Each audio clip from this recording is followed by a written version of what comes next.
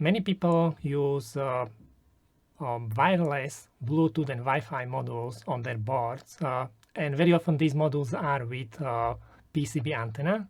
And in this video, we are going to have a closer look at placement of these modules, because I've seen all the kind of placement. Some people place these modules into middle of the board, some of them place them on side of the board. So we are going to have a look how the placement of this module with PCB antenna will influence the efficiency of the antenna. And Katerina is going to explain this and also show us some simulations and talk about background, what is good for this kind of placement and what is bad. Thank you very much, Katerina, for this. Yeah, thank you, Robert, for having me. Okay, so I think we can start with something simple. So this is what we will see a little bit later. These are the results from the simulation, and you will explain actually what we see here. But maybe we could start with the module itself. So what do we have? What we are going to have a look at? Yes, so today I would like to have a look at ESP32 module. This is just a regular 2.5 gigahertz module here that we have. So it's Bluetooth, Wi-Fi, dual purposes. We will have this model, and then we will look into how we can place it into some bigger PCB, right? So we will look into its performance on its own. Then we will look at if we place it just in the middle of some board. So this is just metal, copper covered PCB. And then what if we place it on the edge of PCB? And then we will compare the results. Okay. Let's do this. So I think you have some kind of slides with a little bit of background for people to understand actually what is important and why we would like to, think about this placement. Yeah, exactly. So first, I would just I want to explain a bit about antenna placement itself, why we need to think about it, and why we cannot just place antenna wherever we want. So antenna itself, especially PCB antenna, it's never just some copper trace. You will always need to think about everything that surrounds this antenna. So you will always need to think about its end environment, right? So for example, here we have two options. If we have the same size of PCB and we place our antenna, so just regular PFA antenna, we will have the same antenna on our ESP32 module later. And this is very regular antenna for 2.4 gigahertz applications. If we have this antenna, and which antenna placement is better in this case? It's always kind of, we want to have the bigger, the larger PCB than possible, and it's kind of hard to predict which size is would be like kind of minimal that we can afford, but usually we go at least a quarter wavelength of our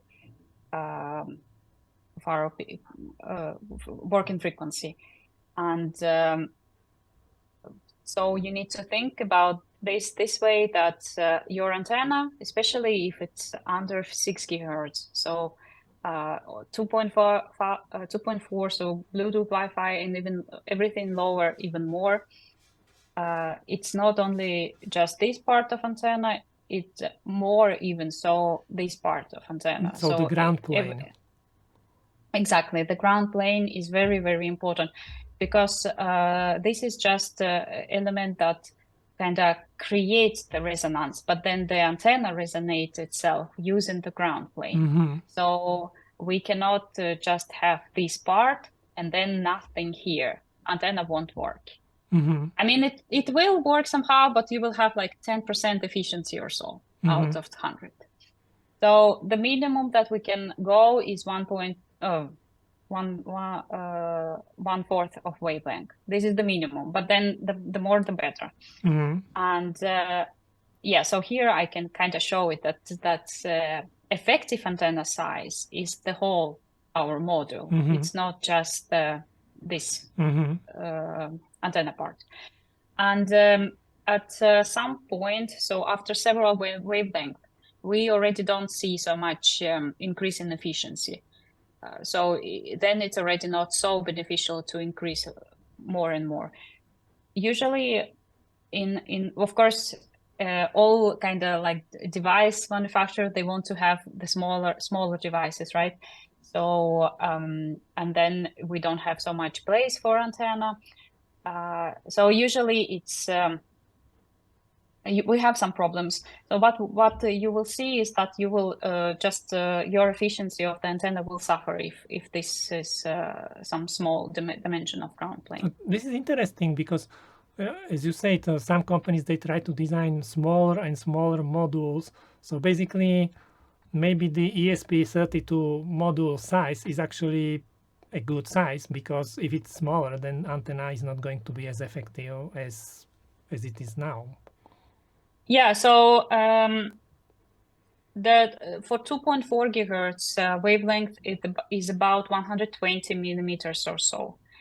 And then if we calculate 1/4 of that, then it's like 30 millimeters.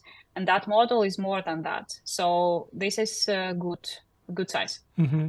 And on these other pictures, you have something like ground on the side of the antenna. So no. Yeah. Yes. So then after that, when we know that, okay, we want this ground plane, how do we place antenna? So we need to always think about environment, right? We cannot put metal around antenna. We cannot have like ground plane like here, like very close to antenna. There should be, if you absolutely must put some like ground plane here, then it should be good clearance, at least several width of your trace should be between, to not have like this capacitive coupling between them. And yeah, so this is called keep out area of the antenna. And if you have some cheap antenna or something like this, you will always have it in datasheet. And if you don't follow this, your antenna won't work as it's in datasheet. Then all screws, all even the plastic that's on your enclosure, everything like this, you should very cautiously, like you should really think about that you have it. It's not like just by default that you have it and your antenna will work. Okay. So even plastic can influence the efficiency. Yes, plastic for sure. Yes, that's for sure. So you will lose efficiency on plastic because the dielectric and it's loosey, right? It has some tangent, so some losses in the dielectric, and but you probably won't destroy your antenna from that if you use some like regular plastic, right, with some like near 3 dielectric constant, then it will be just some losses. But in some extreme cases, if the dielectric is super high, like in some dielectric constant super high or something like this, then it can change even tuning of antenna. So that's and resonant frequency, I mean. So that is very also, you need to be cautious about that. And yeah, by keep out areas, well, I mean that there should be no ground plane beneath antenna. So this is the brown here is just dielectric. And then because antenna needs some space to radiate, right? So it uses this metal here, but here should be metal free. So so that's exactly what we will also see in the simulations. But I would like to highlight this because I've seen these antennas placed in the middle of the board and with like solid copper planes under the antennas. So again, no, this. Yeah, me too. I mean, I also seen that, but like in some cases, if antennas are directive or so, like in some cheap antennas, you can have maybe some ground beneath it, but then it will directly state it so in a datasheet. If you have this type of antenna, printed antenna, in 99% of cases, there is no ground plane beneath antenna itself. If it's just printed antenna like this type, right? PIFA or something like this, or some dipole antennas, some printed antennas. if you want some omnidirectional radiation around this antenna, then you don't have ground. So yeah, I mean, there are, of course, a lot of directive antennas that have ground beneath them, but then you really need to know what type of antenna you use and for what applications. In this type of antenna, we don't have ground beneath. Okay. Yes. And then the last kind of bit that I wanted to talk about is very big metal parts that can be placed near antenna. So in this example, I placed battery here because I've seen in my work, in my practice, a lot that battery can affect antenna a lot. And also, besides battery, it can be big conductors, big capacitors, big some this shielding, you know, sometimes you place shielding on yeah, that's also shouldn't be put close to the antenna. Then flexes as well, sometimes we have these flex connectors, right?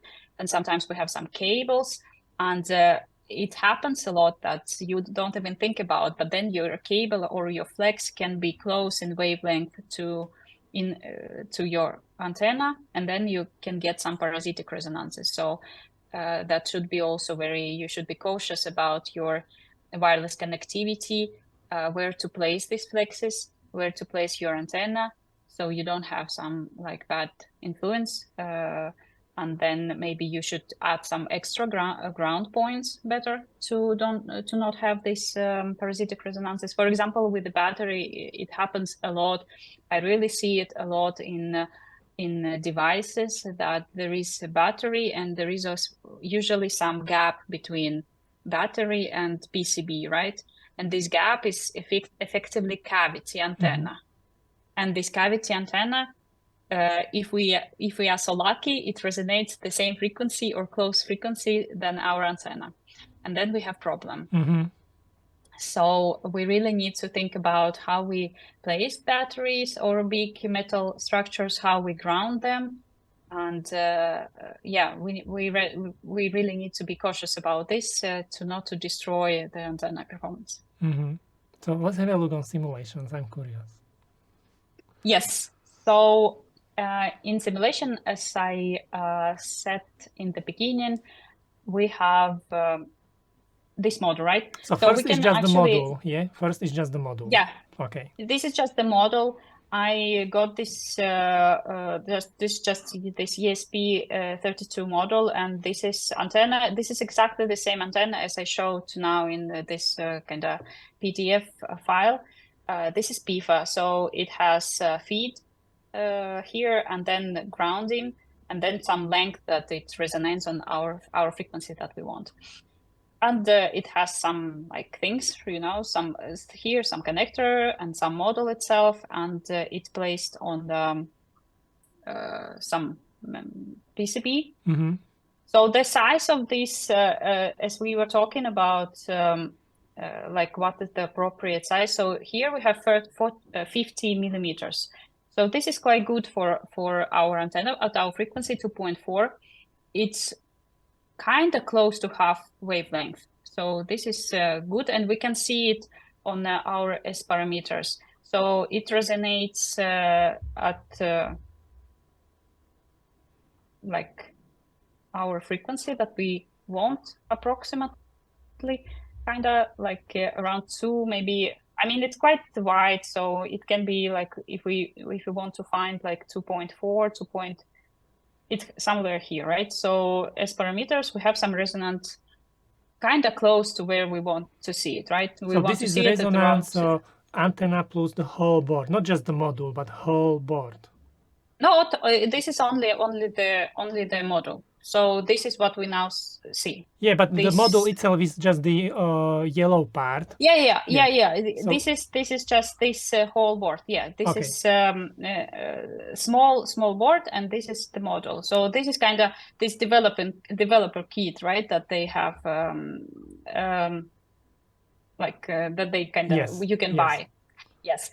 So that's the resonance of the whole board. What we yes, exactly. So this is the resonance of the whole board. And it's in the right place where we expect it to see.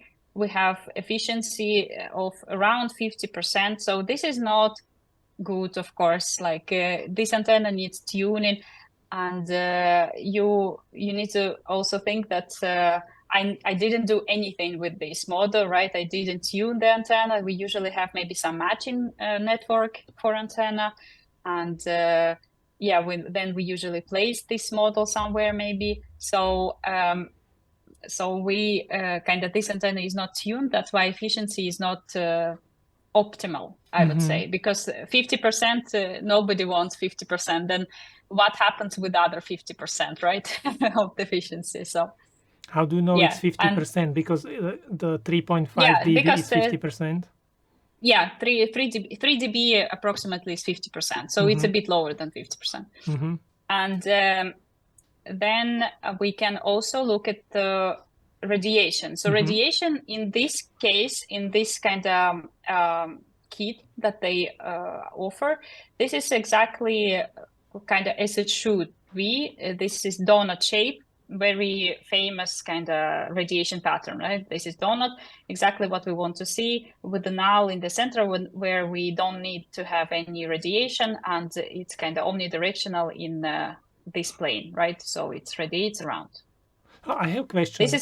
I have a question. Yep. I'm sorry for interrupting. So I see here under antenna there is also PCB, but does it mean there is also the ground plane under the antenna directly? No, this is also dielectric here. It's only dielectric. Okay, ground plane is only on the left side. Yeah. Okay. Yes. I wanted to clarify this. Exactly. So there is no ground plane beneath antenna.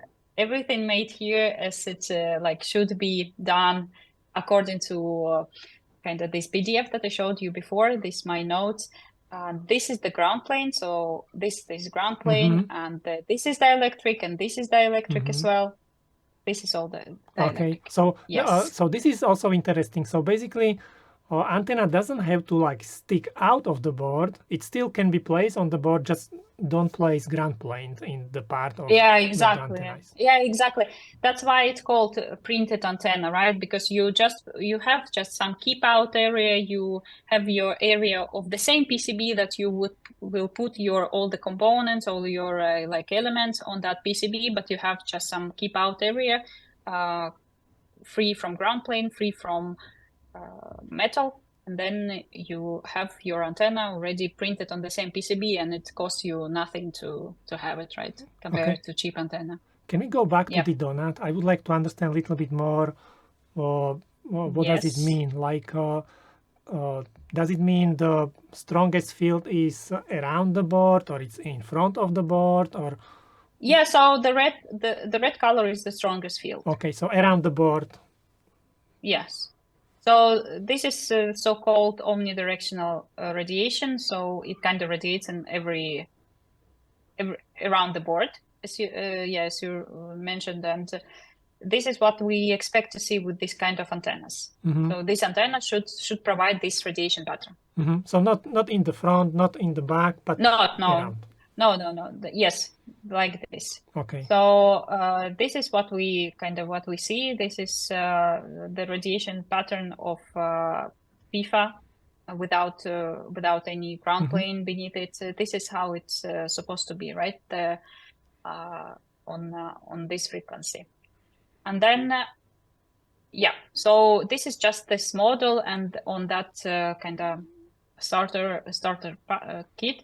And then if we go further and maybe look into something that we can put this into metal, right? So now exactly in this case, we have the same module with the same kind of starter kit, the same, everything the same, but we put it on some metal plane. So bigger board with solid ground plane. Exactly.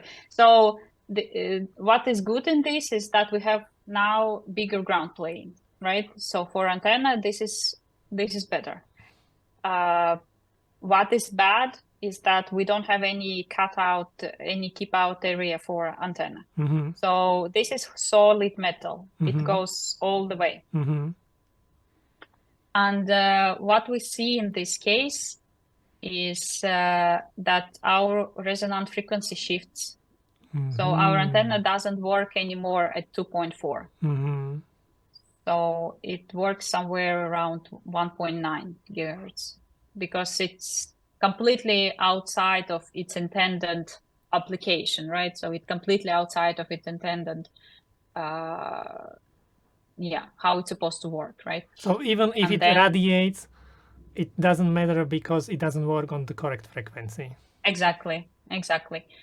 I mean, it does radiate. It always will radiate something, right? But on the wrong frequency, and also you can see how different radiation pattern is. Where the board is? Can I see where the board is? Yes, I will show that now. It's on here, so it's clear. So it radiates upwards as everybody kind of would expect that who knows a bit about antennas, because antenna cannot radiate through the metal, plane, right? So yes, it will radiate like outside or kind of against the ground plane. So we have here radiation, and sometimes for some application, this type of radiation is needed. You don't need, for example, radiation beneath this ground plane at some application, right? But then you would want to use another type of antenna, not this type of antenna, because this antenna is intended to radiate in this donut shape.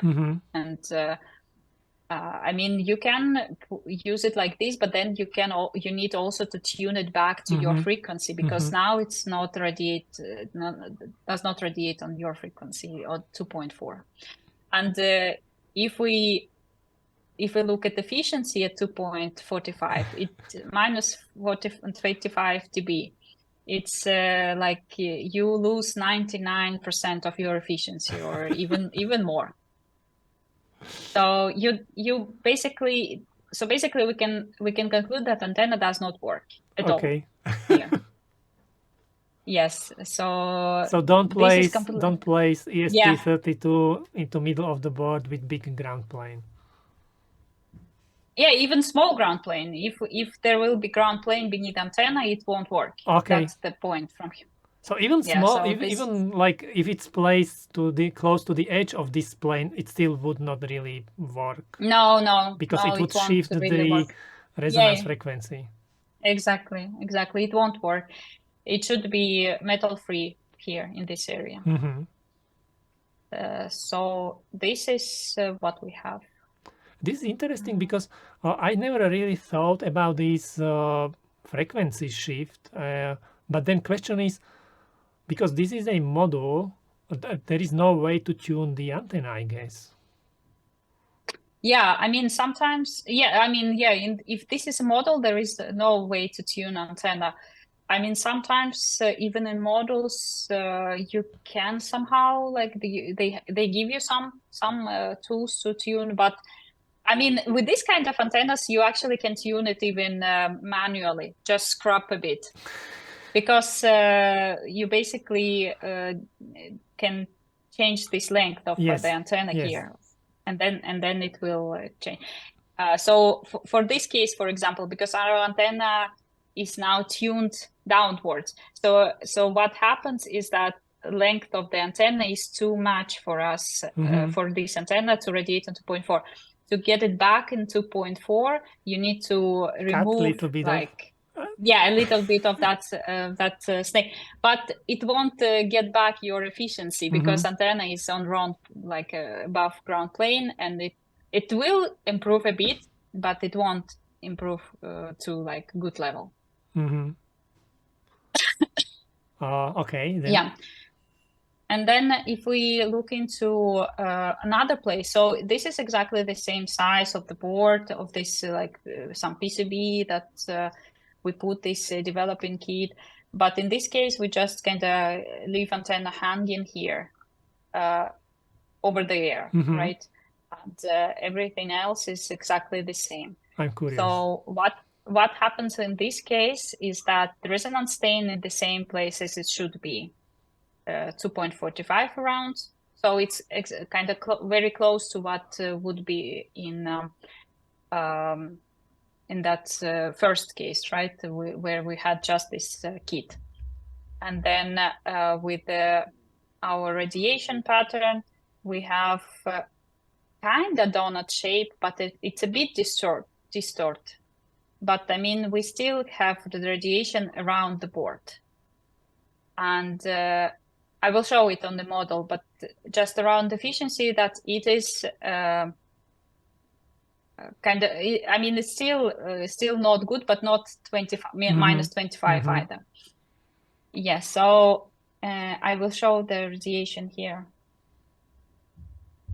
And it's all because this big metal plane. That's interesting. So yeah, so in this case we have radiation around, but we also have some strange nulls happening. So we can see what is happening in this case, maybe just on the fields, right? Because I also prepared here some fields.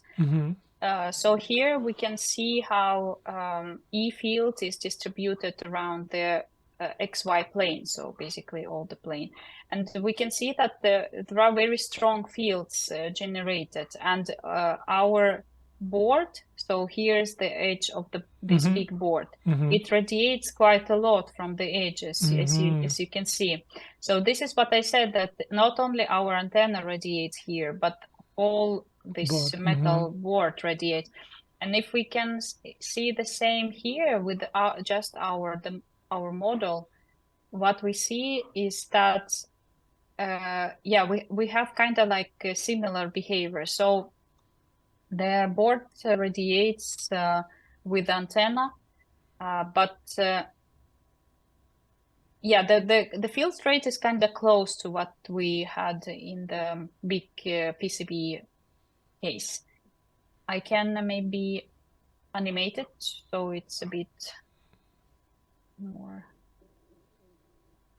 just a bit of time.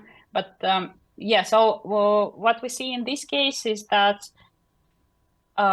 so here, for example, so again, red color is the maximum strength of the field. And here we can see the red is here where our antenna radiating element placed, and then we can see also from this side, so from kind of end of the edge of the PCB of that ground plane. And it's also radiating at the same frequency, or these are different frequencies? Yes, this is the same frequency. So this is just our antenna. If you can see, so it's kind of so here is the feed point.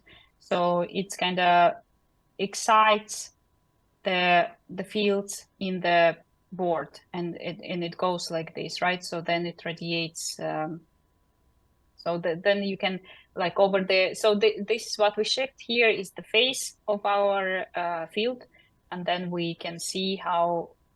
So kind of how it goes over 180 degrees phase. So does it mean that it basically the not efficiency, but the radiation is not only around the antenna, what we see in the donut, but also the radiation will be all around the board then? Yes, it will be. So the donut that I show, I can this is how to say. So I can, of course, it goes bigger, right? I understand now. Okay, I understand now. So basically, what we see on the plane, it's still, these are still the fields from the donut, just in 2D. Yes. So okay. This is the same kind of. I mean, this donut is a radiation pattern, and what we can see on the plane, this is E field. But essentially, I mean, it's kind of like kind of what you can expect to see only on a plane, right? So this is kind of shows the strength of the signal of the fields that our antenna excites in the whole board. So there is no different type of radiation, no different type of donuts. There is only one radiation pattern that creates by whole board, right? So yes, I understand. So basically, we don't animate the whole donut, but we can see the animation in 2D plane, like yes. Field will propagate. Yes, exactly. So this is usually how we so how we see like the results, right, for antenna. So we can see radiation patterns. So this is this donut here. This is the 3D representation, but we can also see some cuts. This is what where we know that our antenna behaves as predictable, right, as we wanted. Then we usually have also these parameters. So S parameters, it can also be in a form of Smith chart. Or in this kind of form that we can see where it resonates, then we resonate. Then we have our efficiency. We can also check gain. We can check directivity. So these kind of parameters that we always check with antenna design, and that we know that antenna works as needed. So then I have a tricky question. So if someone really needs to place it into middle of the board, can they just do some kind of cutout in the PCB or not placing ground plane around the antenna and still have it in the middle? I really don't know why would you want to put your antenna? You would be Why would you surprised. want to... I was just yesterday or maybe today, I was scrolling through LinkedIn and there were two posts with ESP32 placed in middle of the board. With antenna. Yes, like exactly. Oh my, I don't know. This is very, very strange for me. I mean, Never place if you it manage, into middle. Yeah, okay. If you manage, I mean, this is the worst possible placement that you can imagine, to place it in the middle. Even if you don't think about ground beneath antenna, maybe you knew that you want this directive radiation, right? You don't want this donut shape or something like this. Maybe if we assume that you know about that, but you don't use your ground plane efficiently, because your antenna only sees half of your ground plane if you put it on the, like, in the middle. So you don't use your whole ground plane, and then you lose efficiency. So at least from this point of view, you should think about placement. Usually, like all the kind of best practices is to put antenna on the longer side of the board in the corner somewhere.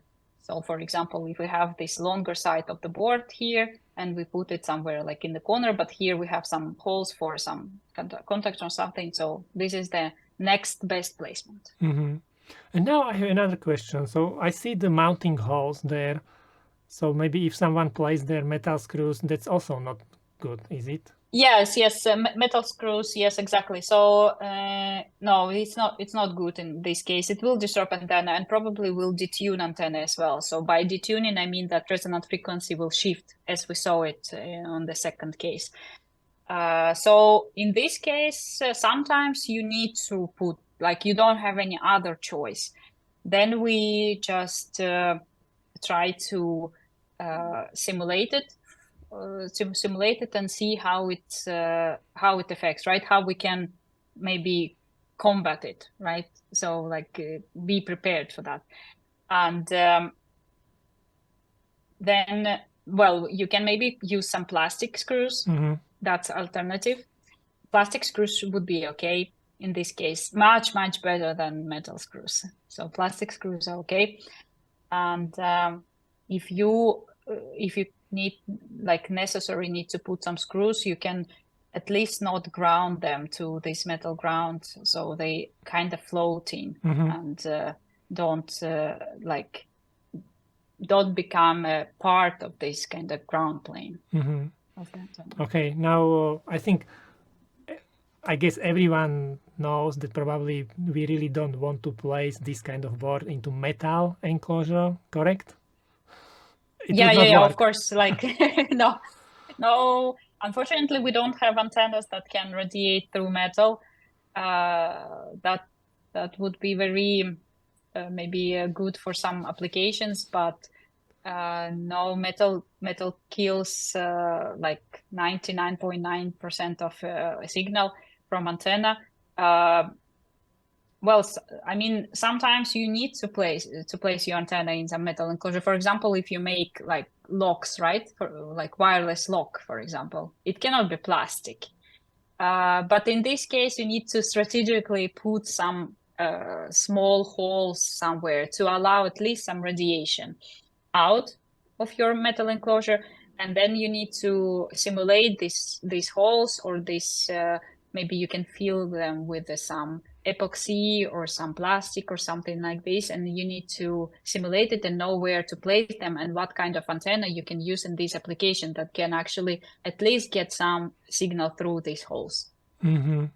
So I mean, there are a lot of applications, and there are lot of application where antenna are in very bad place, and so, but if you kind of go very thoroughly with the design, with the antenna design, with the simulation, with the testing, then it's possible to make antenna work almost in every environment. Mm-hmm. But the point is that you need to really know about that.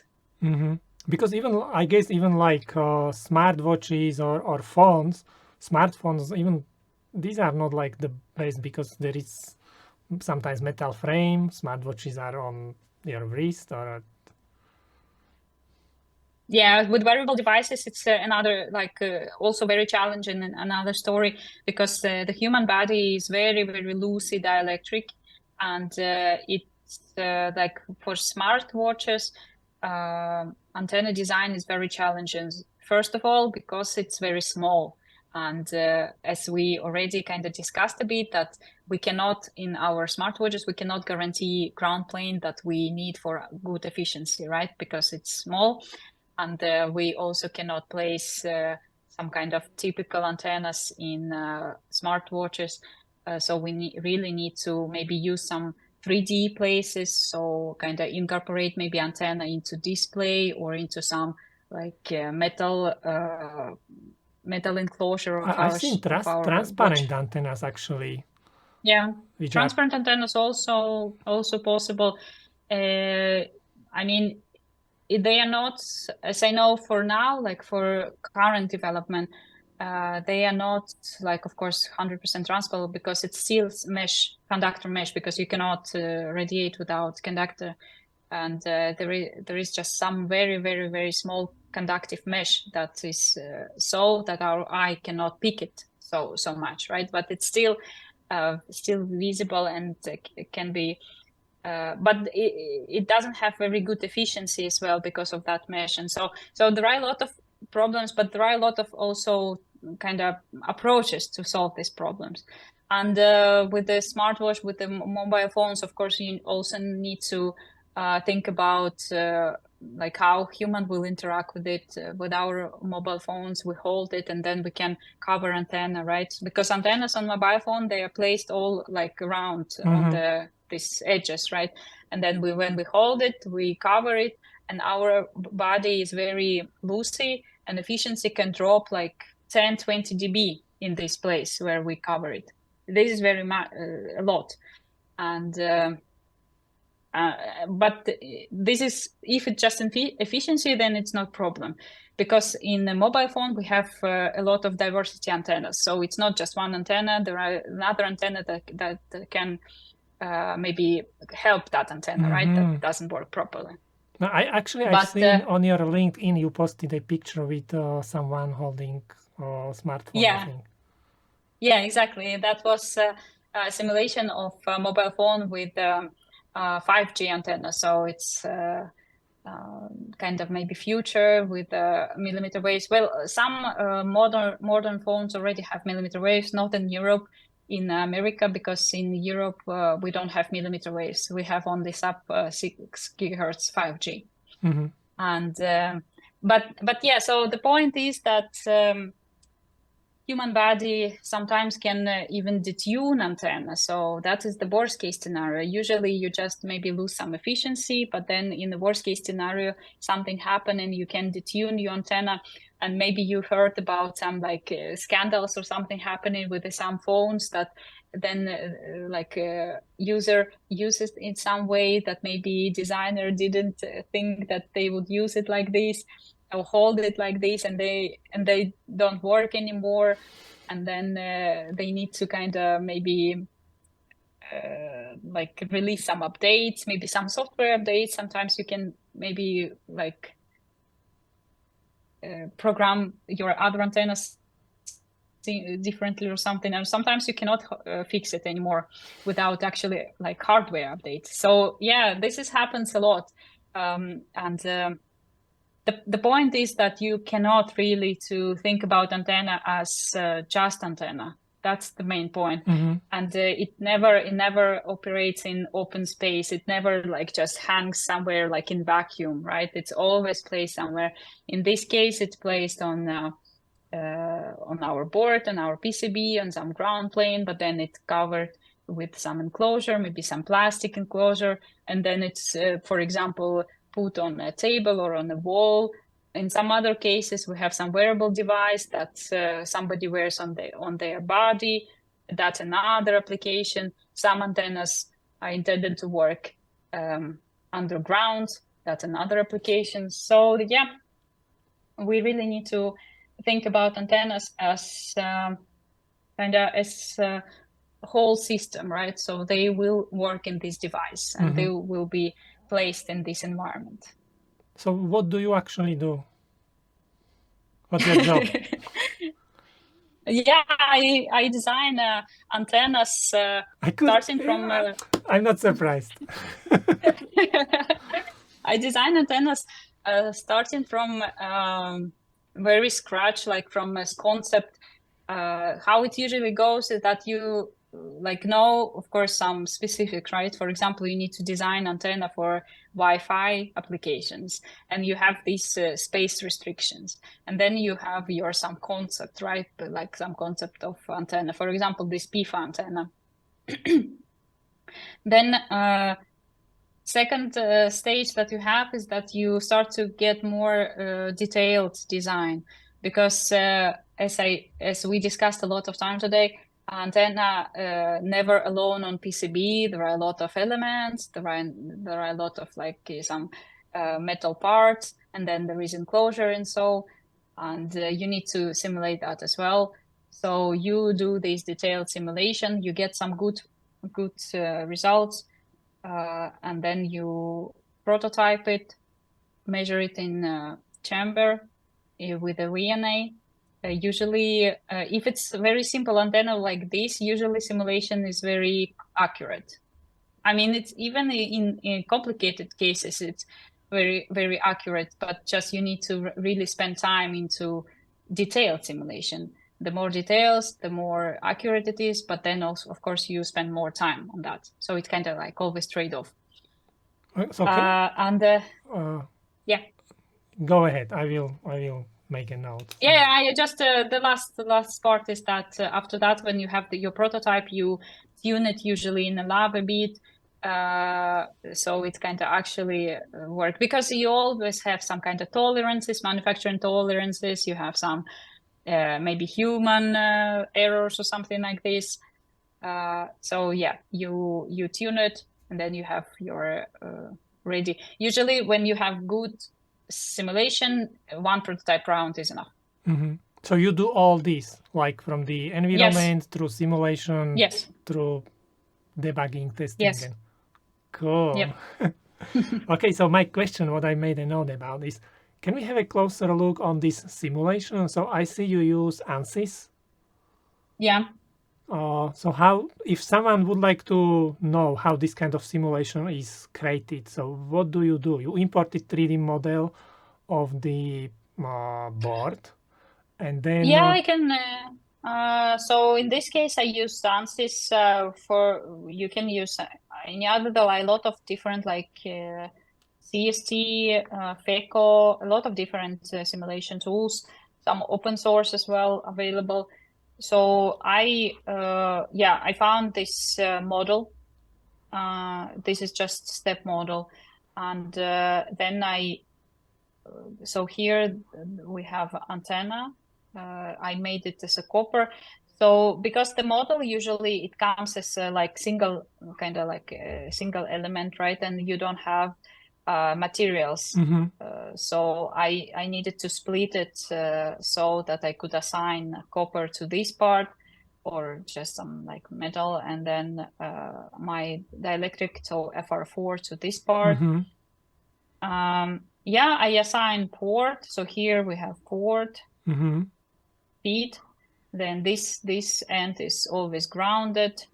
We have our coppers, just some more antenna, and then you create your setup, so some frequency that you want to mesh, and you have adaptive meshing happening, and after that you have your simulation. So basically, yeah, it goes very fast because 2.4 gigahertz is not so high frequency, and the model is quite small. Depends, of course, on the mesh that you want to kind of have the. But usually, like for this kind of applications, we that like this type of simulations tools, they are very good. They're very accurate with all these applications, because Wi-Fi, Bluetooth, they've been with us a lot in the industry, and so this kind of application, the simulation tools, they are really kind of good into simulating of that. Maybe with the millimeter waves, higher frequency, then it gets a bit more trickier, because we have such a higher frequency there. We have a lot of mesh, so you really maybe need to think about how you set up the simulation in order to not to spend hours, days on simulating, waiting for because results. yeah, exactly, waiting for results. But in this case, it's very fast. That's kind of what was my point, that like cellular frequencies, so like 600, 800 megahertz, and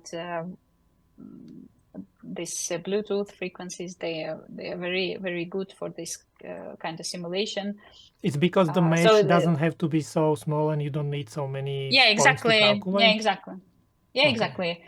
Because of this, yeah. So the higher the frequency, the smaller the part, because antenna, it's directly radiating part directly depends on the frequency. So the higher frequency, the smaller radiating element, and like directly from that, we also have the smaller mesh that we need to break our model in. So in this case, you can see how, for example, on antenna, we have quite dense mesh, because it's very kind of like tricky shape, and then on our ground plane, we don't need this dense mesh, so it's just goes like does whatever in order to get good results. And then we have yeah, and then we have all the data that I showed. So we have S parameters, we have gain, and yeah, that usually goes quite fast. I think this simulation, maybe it was like 10-15 minutes. Also, of course, depends on the computer that you have.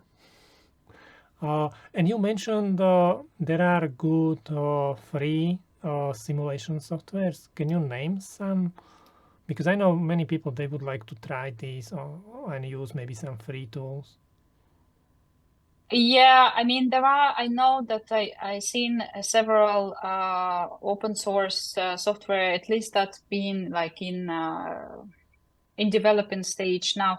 I don't really remember in the top of my head names now, but if somebody interested, maybe I can look that up. And but I mean, it should be easily. It should be easy to find on LinkedIn, because I seen this kind of post a lot, that people, yeah, it should be easy to find on LinkedIn, because a lot of people post about their experience with this software.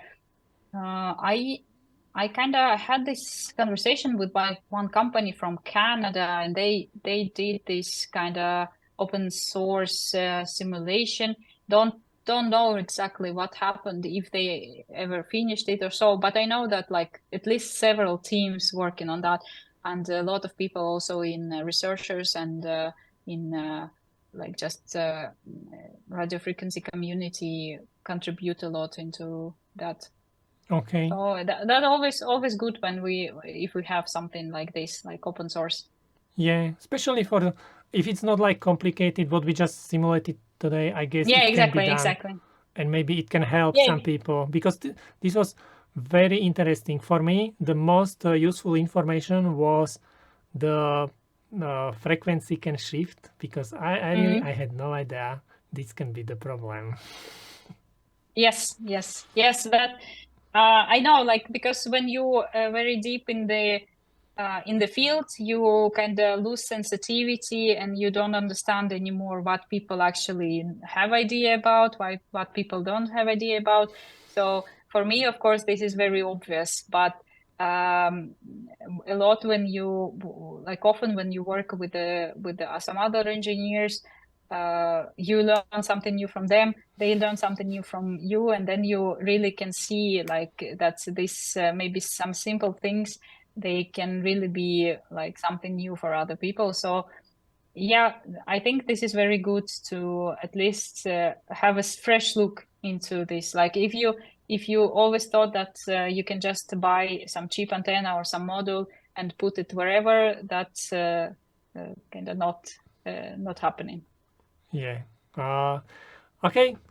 Thank you very, thank you very much, Katerina, for all this information. I really would like to thank you very much for creating this simulation, especially for this video. And I really hope it will help many people.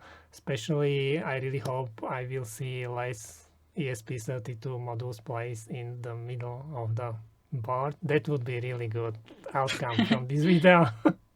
Yes, So thank you very much again. yes, that would be good. Yeah. Thank you very much, Robert. And that's everything. Thank you very much for watching this video. By the way, we are preparing some very interesting tutorials, so if you don't want to miss them, hit the subscribe button. If you want, you can also check out our FedEval online courses, where you will find everything important from basic board design up to advanced hardware design and PCB layout. The link is in the description. That's all for this video. Thank you again. Don't forget to leave your comments and see you next time. Bye.